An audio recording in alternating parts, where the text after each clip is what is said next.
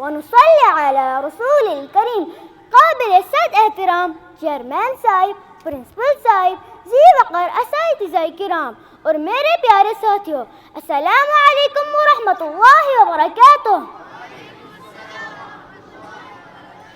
ہفتہ قرآن کریم کا صباحی پروگراموں کا سلسلہ چل رہا ہے۔ آج کا یہ پروگرام حسد کے متعلق ہے۔ ہم درجہ پنجم کے طلباء آپ کی خدمت میں حاضر ہیں اور میں ہوں آپ کا میزبان احمد۔ تو آئیں ہم اس محفل کا آغاز تلاوت کلام اللہ سے کرتے ہیں۔ تلاوت کلام پاک پیش کرنے کے لیے میں اپنے ساتھی عبداللہ کو اس شعر کے ساتھ مدعو کرتا ہوں۔ وخير جليس لا يمل حديث ترداده يزداد في تجملا كلامك يا ربي شفاء لما بما فنورك يهدي الحائرين لسبلك۔ بھائی تشریف لائے اور تلاوت کلام اللہ سے اس مجلس کا آغاز کریں۔ اعوذ باللہ من الشیطان الرجیم، بسم اللہ الرحمن الرحیم۔ قل اعوذ برب الفلق من شر ما خلق ومن شر غاسق اذا وقب ومن شر النفاثات في العقد ومن شر حاسد إذا حسد۔ بسم الله الرحمن الرحيم۔ قل أعوذ برب الناس ملك الناس إله الناس من شر الوسواس الخناس الذي يوسوس في صدور الناس من الجنة والناس۔ صدق اللہ العظیم۔ ماشاء اللہ ماشاء اللہ، یہ ندا ہے رب کی، یہ ہدایت کا خزینہ، تلاوت کرو اس کی ہے یہ دل کا نگینہ۔ اس کے بعد حسد کے عنوان پر درس قرآن مجید پیش کرنے کے لیے میں اپنے ساتھی علیم کو اس شعر کے ساتھ دعوت دیتا ہوں۔ دل میں اوروں کے لیے کین وقت رکھتے ہیں، دل میں اوروں کے لیے کین وقت رکھتے ہیں، لوگ اخلاص کے پردوں میں بھی حسد رکھتے ہیں۔ آپ سے ہاتھ ملاتے ہوئے ڈر لگتا ہے صاحب، آپ تو پیار کے رشتوں میں بھی حد رکھتے ہیں۔ آئیں اور وہ اپنے موضوع سے سامعین کو محظوظ فرمائیں۔ السلام علیکم ورحمۃ اللہ وبرکاتہ۔ میں محمد علی میر درجہ پنجم کا طالب علم آج آپ کے سامنے درس قرآن پاک لے کر حاضر خدمت ہوں حسد کے عنوان پر۔ اعوذ باللہ من الشیطان الرجیم، بسم اللہ الرحمن الرحیم۔ ومن شر حاسد اذا حسد، اور حسد کرنے والے کی شر سے جب وہ حسد کرے۔ حسد کہتے ہیں کسی کے پاس اللہ تعالیٰ کی کوئی نعمت دیکھ کر یہ تمنا کرنا کہ اسے چھن جائے، چاہے مجھے حاصل ہو یا نہ ہو۔ یہ ایک ایسی باطنی اور روحانی بیماری ہے جو انسان کے سینے میں کینہ، بغض اور کھوٹ کا بیج بو دیتی ہے، جس سے انسان کے تمام نیک اعمال تلف ہو جاتے ہیں اور اس سے اعمال صالح کی توفیق اللہ تعالیٰ چھین لیتے ہیں۔ وَمِن شَرِّ حَاسِدٍ إِذَا حَسَدَ، ترجمہ، اور حسد کرنے والے کی شر سے جب وہ حسد کرے۔ اس آیت میں اللہ تعالیٰ نے حسد کرنے والے کی شر سے پناہ مانگنے کی تلقین فرمائی ہے، کیونکہ یہ دل کی بیماری ہے جو دوسروں کو نقصان پہنچا سکتی ہے۔ سورۃ النساء آیت نمبر 54 میں اللہ تعالیٰ فرماتے ہیں، ام یحسدون الناس علی ما آتاہم اللہ من فضلہ، کیا یہ لوگ لوگوں سے اس پر حسد کرتے ہیں جو اللہ تعالیٰ نے انہیں اپنے فضل سے عطا فرمایا۔ یہ آیت یہودیوں کے حسد کے بارے میں ہے جو محمد صلی اللہ علیہ وسلم پر نازل ہونے والی وحی اور مسلمانوں کو ملنے والی نعمتوں پر حسد کرتے تھے۔ سورۃ البقرہ آیت نمبر 109 میں اللہ تعالیٰ فرماتے ہیں، وَدَّ كَثِيرٌ مِّنْ أَهْلِ الْكِتَابِ لَوْ يَرُدُّونَكُمْ مِنْ بَعْدِ إِيمَانِكُمْ كُفَّارًا حسدا من عند انفسهم. اہل کتاب میں سے بہت سے لوگ چاہتے ہیں کہ تمہارے ایمان کے بعد ہم تمہیں کفر کی طرف لوٹا دیں. یہ آیت حسد کو ایسی شدید بیماری قرار دیتی ہے جس سے دوسروں کے ایمان اور ہدایت سے بھی جلن محسوس کرتی ہے.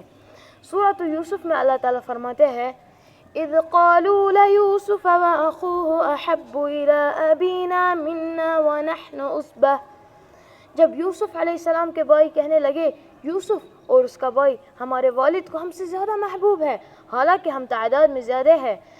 اس آیت میں یوسف علیہ السلام کے بھائیوں کے دلوں میں حسد کی جھلک ہے جس نے ان کو ظلم پر اکسایا. حسد کے متعلق ایک اہم واقعہ. حضرت انس بن مالک رضی اللہ تعالیٰ عنہ فرماتے ہیں کہ ہم محمد صلی اللہ علیہ وسلم کے پاس بیٹھے تھے تو اتنے میں ہی آپ صلی اللہ علیہ وسلم نے ارشاد فرمایا ابھی تمہارے پاس ایک جنتی آدمی آئے گا. تو اتنے میں ہی ایک انصاری آئے جن کی داڑھی سے وضو کے قطرے گر رہے تھے اور انہوں نے بائیں ہاتھ میں جوتیاں لٹکا رکھی تھی. اگلے دن پھر محمد صلی اللہ علیہ وسلم نے وہی ارشاد فرمایا اور وہی انصاری آئے جس طرح پہلی مرتبہ آئے تھے. تیسرے دن پھر محمد صلی اللہ علیہ وسلم نے ویسی ہی بات کہی تو وہی انصاری اسی طرح آئے. جب آپ صلی اللہ علیہ وسلم مجلس سے اٹھے تو حضرت عبداللہ بن عمرو بن عاص رضی اللہ تعالی عنہ ان انصاری آدمی کے پیچھے گئے اور ان سے کہنے لگے میرے والد صاحب سے میرا جھگڑا ہو گیا ہے, کیا اگر آپ چاہیں تو آپ مجھے 3 دن تک اپنے یہاں رکا سکتے ہیں. تو اس انصاری آدمی نے کہا ضرور. جب اس میں اب حضرت عبداللہ کہتے ہیں جب 3 دن گزر گئی میں نے ان کو کوئی رات کو زیادہ عبادت کرتے ہوئے نہ دیکھا. البتہ جب کروٹ بدلتے تو تھوڑا سا اللہ کا ذکر کرتے اور کہتے اللہ اکبر. جب 3 راتیں گزر گئی تو حضرت عبداللہ نے ان سے کہا اے اللہ کے بندے میرے والد صاحب سے کوئی جھگڑا نہ ہوا اور نہ میں نے کوئی قسم کھائی. بس اتنا ہوا کہ میں نے سنا آپ صلی اللہ علیہ وسلم نے 3 بار ایک ارشاد فرمایا اور بولا ابھی تمہارے پاس ایک جنتی آدمی آئے گا تو تینوں بار آپ ہی آئے. تو میں چاہتا تھا کہ میں آپ کے یہاں 3 دن تک رہوں اور آپ کے خاص اعمال دیکھوں اور ان پہ عمل کر کے آپ کے نقش قدم پر چلوں. تو آپ ہی بتائیے اب وہ کون سا خاص عمل ہے جس کی وجہ سے آپ اتنے بڑے درجے پر پہنچے. تو اس انصاری آدمی نے کہا میرا تو کوئی خاص عمل ہے نہیں, بس جو تم نے دیکھا خالی وہی ہے. تو جب حضرت عبداللہ کہتے ہیں جب میں نے اپنی پشت پھیری اور جب میں جانے لگا تو ان انصاری آدمی نے مجھے بلایا اور کہا میرا کوئی خاص عمل تو ہے نہیں, بس تم نے جو دیکھا وہی ہے. بس ایک خاص عمل ہے کہ میرے دل میں کسی مسلمان کے بارے میں کھوٹ نہیں ہے اور اللہ نے کسی مسلمان کو کوئی بڑی فضیلت عطا فرما رکھی ہو تو میں اس پر حسد نہیں کرتا. اللہ ہمیں حسد سے بچنے کی توفیق عطا فرمائے. وآخر الدعوانا ان الحمد للہ رب العالمین. ماشاء اللہ بہت خوب. اللہ رب العزت ہم سب کو قرآن پڑھنے, پڑھانے, سمجھنے اور سمجھانے پر مکمل توفیق عطا فرمائے.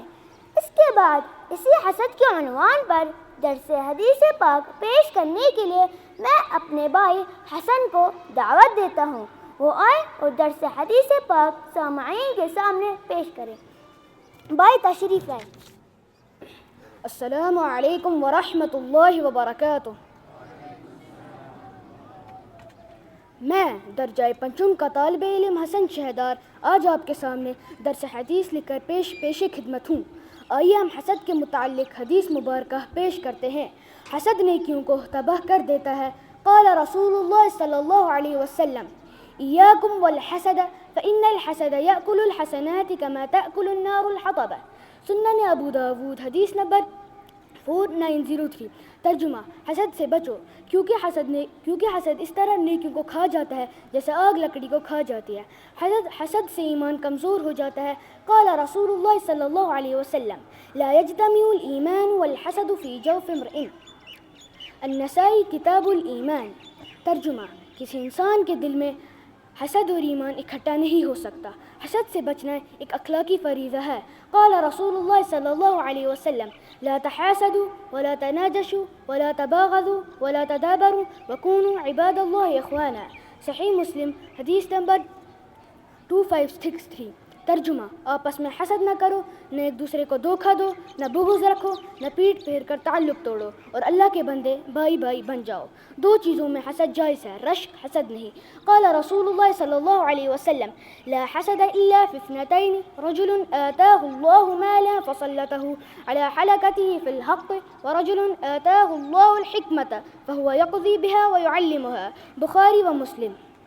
ترجمہ: حسد رشک صرف دو باتوں پہ جائز ہے۔ نمبر 1، وہ شخص جسے اللہ تعالیٰ نے مال دیا اور وہ اللہ کی راہ میں خرچ کرتا ہے۔ نمبر 2، وہ شخص جسے اللہ تعالیٰ نے علم و حکمت دی اور اس کے مطابق فیصلے لیتا ہے اور دوسروں کو سکھاتا ہے۔ حسد دل کی بیماری ہے۔ قال رسول اللہ صلی اللہ علیہ وسلم: الا وان في الجسد مضغة واذا صلحت صلح الجسد كله واذا فسدت فسد الجسد كله الا وهي القلب۔ صحیح بخاری و مسلم۔ خبردار، جسم میں ایک گوشت کا ٹکڑا ہے، اگر وہ ٹھیک ہے تو سارا جسم ٹھیک ہے، اگر وہ خراب ہے تو سارا جسم خراب ہے۔ خبردار وہ دل ہے، یعنی حسد دل کی خرابیوں میں سے بدترین خرابی ہے۔ اللہ تعالی ہمیں حسد سے بچنے کی توفیق عطا فرمائے۔ وآخر دعوانا الحمد للہ رب العالمین۔ ماشاء اللہ ماشاء اللہ۔ پروگرام کو آگے بڑھاتے ہوئے میں حسد کے عنوان پر چند اشعار پیش کرنے کے لیے میں اپنے ساتھی منبعث کو دعوت دیتا ہوں، وہ آئیں اور سامعین کے سامنے اپنے اشعار محفوظ فرمائیں۔ السلام علیکم ورحمۃ اللہ وبرکاتہ۔ میں درجے پنجم کا طالب علم منبعث آج آپ کے سامنے حسد کے عنوان کے متعلق چند اشعار لے کر پیش خدمت ہوں۔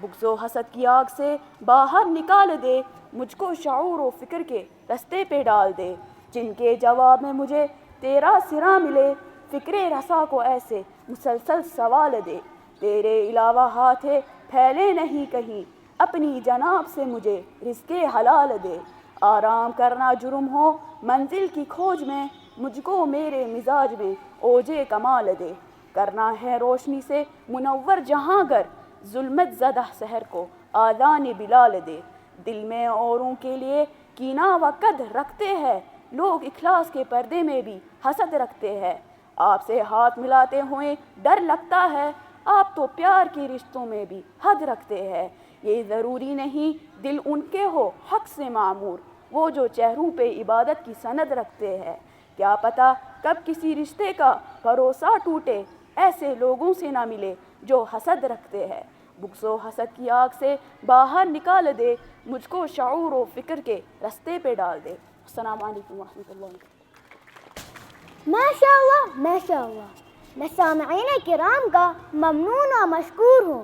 اللہ تعالی ہم سب کو قرآن کریم کے حکم کے مطابق اور نبی کریم صلی اللہ علیہ وسلم کے طریقے کے مطابق زندگی گزارنے کی توفیق عطا فرمائے۔ آمین ثم آمین۔ دیجیے اپنے میزبان احمد کو اپنے ساتھیوں سمیت اجازت۔ اللہ نگہبان۔